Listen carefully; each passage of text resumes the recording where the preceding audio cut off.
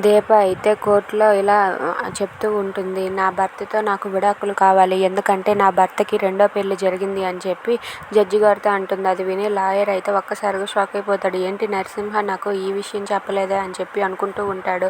ఇక అక్కడ ఉన్న దీప వాళ్ళ అమ్మ వాళ్ళందరూ కూడా అలా చూస్తూ ఉంటారు. ఇక దీప అయితే ఇలా అంటూ ఉంటుంది. నా కూతురిని తీసుకోవడానికి అతనికి అసలు హక్కే లేదు, ఎందుకంటే అతను రెండో పెళ్లి చేసుకున్నాడు, నన్ను వదిలేశాడు. ఆ అమ్మాయి ఎవరో కాదు, అదిగోండి నరసింహ పక్కన ఉన్న ఆ శోభయే అని చెప్పి శోభ వైపు తనైతే చేసి చూపిస్తూ ఉంటుంది.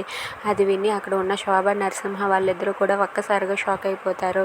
ఇక అక్కడే ఉన్న జ్యోతి లాయర్ అయితే ఇలా అంటూ ఉంటుంది.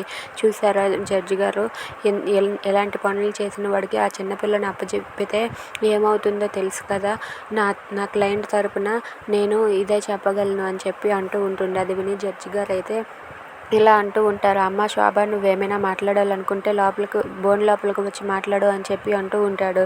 ఇక అది విని శోభని అయితే బోన్ లోపలికి పిలిపిస్తారు. ఇక జ్యోతి అయితే క్వశ్చన్స్ మీద క్వశ్చన్స్ వేస్తూ ఉంటుంది.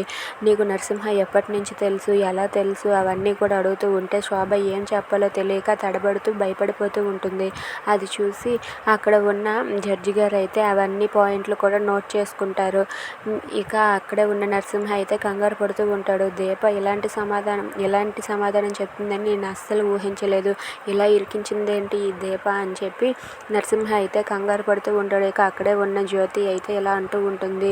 చూసారా, ఇప్పటికైనా అర్థం చేసుకోండి, నా క్లయింట్ దీపది ఎలాంటి తప్పు లేదు, తన కూతురుతో కలిసి బ్రతకాలి అనుకుంటుంది, ఇలాంటి దుర్మార్గుడితో కాదు అని చెప్పి అంటూ ఉంటుంది. అది విని అక్కడ ఉన్న లాయర్ అయితే ఇలా అంటూ ఉంటాడు. నా క్లయింట్ని మీరు లేనిపోని ప్రశ్నలు అడిగి మీరు ఇబ్బంది పడుతున్నారు అని చెప్పి అంటూ ఉంటాడు. ఇక ఆ కోర్టులో దీపకి ఎలా తీర్పు రానుంది. If you like this video please subscribe.